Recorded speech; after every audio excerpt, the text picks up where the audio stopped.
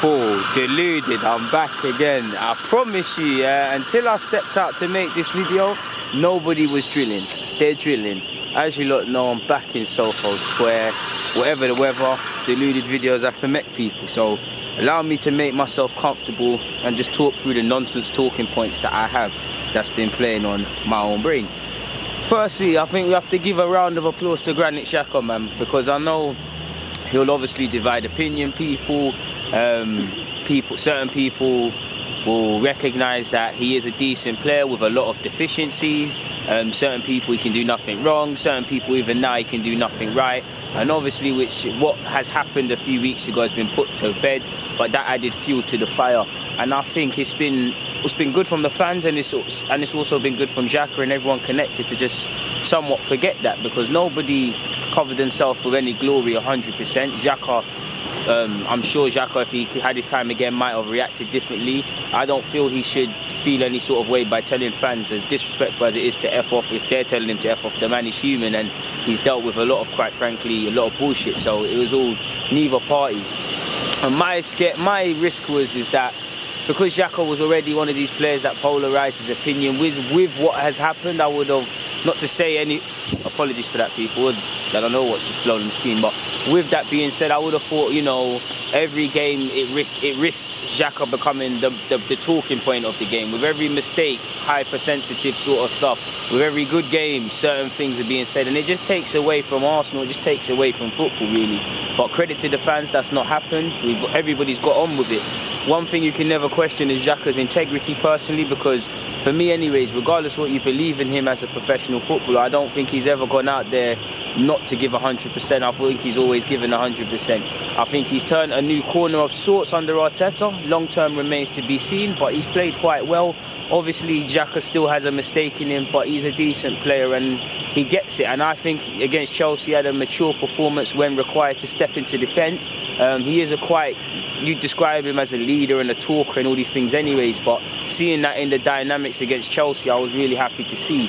Forgive me if I'm wrong, my chronological clock could be off, but ain't that 2 games in a row we've played with, or 2 games recently within the last couple of weeks that we've played with 10 men. Yeah, no, it weren't last game because obviously Aubameyang weren't there against Sheffield. Did he get sent off against Palace? So yeah, within the last 2 or 3 games we've played with 10 men, and collectively as a team we've played good with 10 men really, because typically we capitulate. We haven't been perfect as a team, but yeah, and I think Xhaka, obviously everyone's testament to it, but it looked like Xhaka was going to leave in Jan. Xhaka could still be off. I wouldn't mind selling Xhaka, to be fair with you, because of what's happened. But it's been put to bed really. You lot know me, I've defended Xhaka many a times in my videos. There was a point his form dipped to the point where it looked like the inevitable. He needed to keep it moving really and truly, but he's turned a new corner. Can he do this long term? Remains to be seen, because for me, I believe Xhaka is a good player and can be a rotation option and used in the side. But I do think we need someone a bit more dynamic to partner Torreira. But it's a difficult decision now because of how Xhaka's playing, and I think you've got a round of applause to Xhaka, man. I think Xhaka, the only problem I had with his actual, and I've told you lot before, the fans and Xhaka getting at each other is one thing, but for me, with that incident that happened, is you're letting down your teammates, because they're facing the same criticism, they're training all week with you, and you've made it about you, sort of thing. Do you get it, people? And I would have liked to see that in the dressing room, but it is what it is under Xhaka, and I think Xhaka deserves a round of applause, man. And he's got a decent record against Chelsea, funny enough. He's played them 12 times and only lost twice, I believe, people, against Chelsea, drawing 6 and losing 2. So yeah, I feel Xhaka's worked hard to cut out all the noise and the nonsense and just get on with football, and the rest is taking care of itself. As fickle as football is, but Xhaka's putting in good performances, so it's not spoken about anymore. If he was putting in bad performances, there'd be, do you know what I'm saying? That's the best thing you can, that's the only thing you can do as a footballer. Put in good performances, people shut up about things. In the same way Lacazette was everybody's favourite once upon a time, now he's one of the first out, not the first out, but many people would sell Lacazette. He starts scoring goals again, people stop this nonsense, do you get it, people? But shout out to Xhaka. In relation to Martinelli, people, I'm not going to sit here and talk about Martinelli and sing his praises. He's a bad boy footballer. In fact, I am. He's a cerebral assassin. Reminds me of an Alexis Sanchez in an 18-year-old's body. What he's come up out this game this season. 18, 10 goals already this season. If you're not looking at Aubameyang, it's him that's scoring the goals. Away from his goals, in terms of consistency, tenacity, you know, putting in a shift from start to finish, it's all Gabriel Martinelli. He's one of the first on the team sheet. For me, we've got to be careful. He's going to go through tough moments as he plays consistently this season, because really under Arteta is when he's really started completing 90 minutes, because it took him a while really to get in the Prem side for all his good ability. It was mainly his exploits were mainly in the Europa League. And I know he's played at Etano in Brazil, but he's still very much inexperienced. We need to be very careful with our expectations. We should demand consistency and performances from him because he's shown he can do it, but we can't expect this every week from an 18-year-old, especially if he's playing on a regular basis. There will be games he's just simply not at it. There will be games he's just simply fatigued.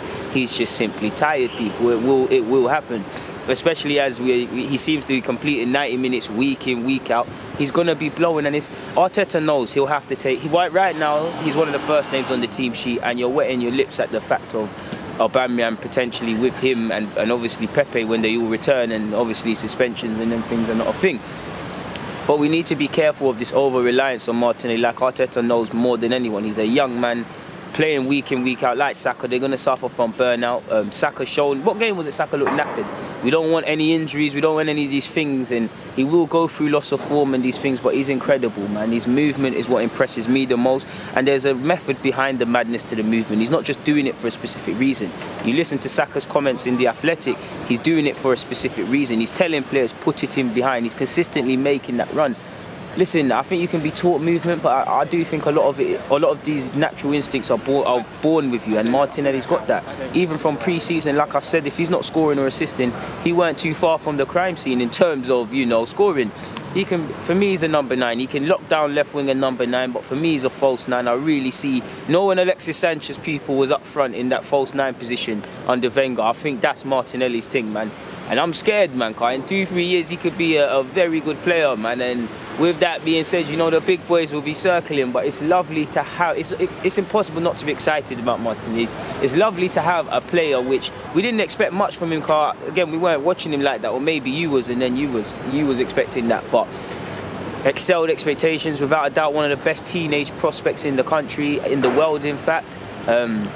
And shout out to Francis Cajigio, I can never say his name, but for the scouting. You obviously know he tried to bring Messi here behind very much Cesc Fabregas and obviously Hector Bellerin. Obviously Martinelli, give or take, him and Edu did their thing for that. And what, Francis, you can't go and grab a centre-half. There's no centre-half in Brazil or Spain or something somewhere for us. You can't go and grab that, no. No scouting thing, no. On a serious note, man, it's lovely to see Martinelli, man. And he's made 21 appearances in the Premier League, 10 goals for us in all comps, 3 have come in the Premier League, and they've all come at vital stages. In the game against West Ham, obviously we turned it around in a 9-minute passage, and he was at it. It weren't in the Premier League, but it's just a general point now, but he scored in the League Cup at Anfield. He's now scored at the Bridge. He seems to relish playing in these hostile environments. He don't care for all of this, people. Do you get it? He's going to turn up and do his thing regardless, and I think he can be a good player, but let's just rein it in, allow him to develop and things, man. I really like him, man. I really like him. It's almost unfair because he's one of the first names on the team sheet, and if I'm looking at goals, if it's not Aubameyang, I'm looking at him to get us 3 points. And it's almost unfair on an 18-year-old in the same way with Saka. The experienced lads should be, behind these lot and supporting them and whatnot, people. So shout out to Gabriel Martinelli and also Granit Xhaka. Pepe's not all the way there yet, people, but I feel since he's got into the side under Arteta, which took him a while because it was Nelson, he's been on the up. At the end of the day, goals and assists, and he still frustrates a bit. His decision making, his stopping. I like that sometimes he can go down the wing, sometimes he can stop the game, stop the ball and try to skill a man up in front of him and whatnot. But at times, in the Prem, when you're a player like that, teams are going to double up against you. Teams are going to double up against Arsenal players anyways. It kind of slows things down. So I still think there's some development to be done with his decision making. But I think he'll come good, man. I think his decision making can improve. But you saw bright sparks against Chelsea with Emerson. You obviously saw Liverpool earlier on in the season. He's done all right against Spurs. Sheffield he should have bagged, but he done okay. And there's been other games, the games under Arteta of recent, while he hasn't been the best player or making the difference, I still think there's enough to show me he can be a player. Obviously we need goals and assists, and for me a pet peeve of his is, or pet peeve of Arteta's, just by looking, apologies for all noises, people, church bells, I don't think Arteta is 100% happy with him at all moments defensively, because he's always shouting at him. I'm picking up on that just from me being at the Emirates and watching the games. Seems to always be going ballistic at him to track back and whatnot. It does also make me flirt between potentially playing Pepe as not a false nine, but behind the striker or a certain, or kind of just allowing him to stay inside, because he kind of wants to come in the middle and try do things like that. Almost play as a striker of sorts, like in a 4-4-2. Could he play behind the striker slightly? For me, he's an out-and-out winger. For me, he's a winger all times. But I kind of want to provoke better decision making within Pepe, and I do think in his Arsenal, you never know. On top of being an out-and-out winger, he could add being a striker. Of course, the hold-up play, and he hasn't got enough to him with his back to goal potentially, but it is what it is. But I like what I've seen from Pepe, man. I just like the fact that he's more confident in himself now, man. He did look like a shell a few weeks ago, and now he looks confident. He's not there yet, but like you've heard prior to us taking over playing Chelsea, I ain't got the comments to hand, but I'm pretty sure that he made reference to Arteta and him going through videos and seeing what he's doing right and wrong, speaking about how he's feeling confident, and he's given a couple of comments in recent weeks like that, and we need him. He can be a difference maker. He's going to be a player of tomorrow for us. He's 24, same age as me. Actually, I'm born in April, he's born in May. People say we look like each other. If people say we look like each other, come on, start. People need to start mistaking identity and giving me free stuff. But on a serious note, not of tomorrow, but if you're looking at Martinelli, Pepe, Nelson, Xhaka, these are the players we're looking at long term to take us forward beyond this season and beyond. Right now, someone like Aubameyang and Lacazette, they're not for the future, they're for the present. Do you get it? So yeah, I like what I'm seeing. I like what I'm seeing from him, man. But the main thing I need to see from Pepe a bit more is clarity in his decision making. He seems to get caught in two minds in the football at times. Gets caught under his foot and them thing there. But it is what it is. But I do think with Martinelli and obviously the young strikers we've got about people, it's going to be interesting what we do specifically with our strikers long-term, people. I'm going a bit off topic now, but I do think when Arsenal have been as crap as we've been for the last couple of years, and with Arteta, while we're not all the way there yet, just from what he's been able to install, we've been all right. I do think people are too quick, and they should learn from what they were so quick to proclaim. Emre's got our Arsenal back.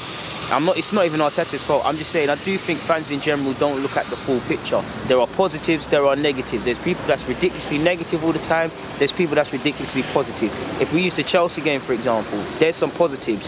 We've seen ourselves go 10 men down and obviously capitulate. We didn't do that. We've looked better with 10 men. Our game management at times is still costing us, but there's a greater emphasis, or our players seem to be a bit more reactive to that aspect. There's a bit more cynicalism, bringing man down. I'm seeing players telling people to calm down. There's all of these things. Obviously, typically we're blowing our... Oh gosh, move, man. Pigeon, I thought that was flying right into me. Obviously, apologies, people. I don't mess with this thing. We're typically blowing after 60 minutes or so, but you see the aggression, it's all there. There are many positives. We're still not shooting enough, and that's a negative, but we're getting in creative positions a bit more. I still think there's not really, in the last few games, maybe there's been a natural drop-off because of the energy levels, but there's not been too much movement for anyone in possession. You're still not taking chances, like I said it in my last vid, but I'm pretty sure in the last 5 or so games in the Prem, we've taken 16 shots. We've taken a league record low of 2 shots in the Premier League against Chelsea. Now, we scored 2 goals against them, and it was great, but we're not shooting enough. And obviously, on the Chelsea game, it was lovely to go 10 men down. We conceded a late goal and still had the belief we'd go and get a point. So there are positives, people. Obviously, in that game, the first 45 minutes, I don't know what we was on. We was lucky that Chelsea never had their clinical shooting boots on, or they could have had about 4 or 5. So there are positives and there are negatives, people. We've still got a long way to go, and I feel fans need to start looking at the picture for what it is. We're starting in the right track, but we have a long way to go. Move, man. Pigeon, why above? Do you want to be on DG? Have you got subs? Come talk your thing, man. I don't know what this pigeon's trying to get famous in that, people, but moving away, just by looking at it, like I said, 15 in the last 5 or 6 games or so. I said it in the last vid, so go to that one for specifics. We've taken 16 shots. Against Chelsea, we had the joint fewest shots of any team in a single Premier League game this season, which was 2. Only Norwich people have conceded more penalties than Arsenal this season, which we've conceded 6. Penalties happen at times, we've been hard done by, but if you look at the sequences which have led to these penalties in terms of our positioning, obviously individual lapses on concentration is a big theme of ours, and as to why we're struggling defensively. So that needs to improve. It's improving in bits, players are concentrating, but it's still there, people. The statistics do not lie, and it shows that we still have a long way to go. So fans really need to you don't need to be ridiculously negative or positive. Just be positive about the future, but be balanced and accept things for what they are, because the facts don't lie. I actually take this one in two ways, because Arsenal have earned more yellow cards and have the joint most red cards of any team in the Premier League this season.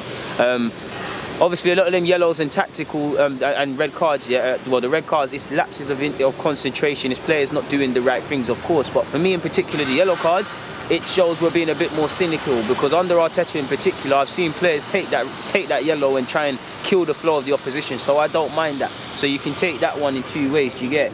David Luiz, he's been a decent player under Arteta, he's a decent centre-half, you lot know his obvious deficiencies.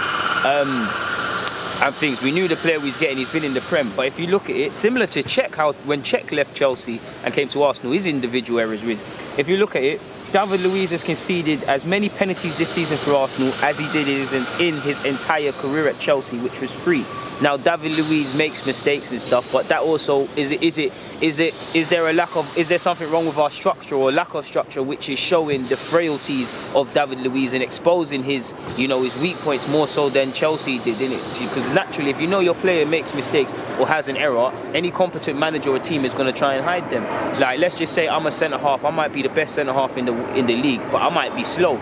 So you might not play a high line, so I don't have to go in a foot race with strikers, or you might partner me with somebody quick, or you might tell your fullback stay more narrow, so I'm kind of protected, sort of thing. Is there something we are or aren't doing in that regards, people? Do you get what I'm saying? Top 4 is gone, people, but people say if we can go on a winning run, which we need to, you never know, and maybe a lot of that's true, but we've only got 6 wins this season and they've been staggered across, so any talk of going on a structured sequence of winning runs beyond a miracle right now is potentially premature, people. Yesterday against Chelsea was the 7th time that Leno has had to make 6 or more saves in a Premier League game. Now Leno, I question Leno a lot, but I think he's a good keeper and he's one of the best in the league, and he's bailed us out. He made some big boy saves against Chelsea, but he's not Superman. How many games? There's been games where Leno's been poor, but there's been games Arsenal have lost and conceded goals, and Leno didn't deserve that. He's not Superman. He needs a competent defence in front of him, and the board need to bring that in sooner rather than later. He can make, so at the end of the day, he made 6 or more saves, but we still conceded 2 goals. He's not Superman. He cannot do it alone, people. So there's something that can be done in that. Top 4 potentially could still be there, people, but if you look at it, only the bottom 2 teams in Watford and Norwich have won fewer Premier League games than Arsenal 6 this season, which isn't positive, people. And no team with fewer than 35 points after 24 games has ever finished in the top 4 in the Premier League. So as you lot know, it's gone, people. We've got to just focus on next season. That doesn't mean right off this season. We've got the Europa League and the FA Cup to try for. For me, I'm not even focusing on trophies. I'm thinking of, this is the chance for Arteta to, have his couple of months installing the blueprint into the team for the players that are going to be there, so that especially with let's say the tenacity that we use when we're running, we're not blowing after 60 minutes. We're able to, if we're not able to do it for 90, we're able to do it for 85, and then we review these things. In terms of shooting, we can very much be described as largely toothless as a team. Can we take more shots? It's no. We're there for record low shots, and forgive me, I don't know if I mentioned it, if I can find the paper, people, but we're not taking that many shots. I ain't got it, people. I'm not even. Let's sit right back down. And I've crushed up this paper like a wally.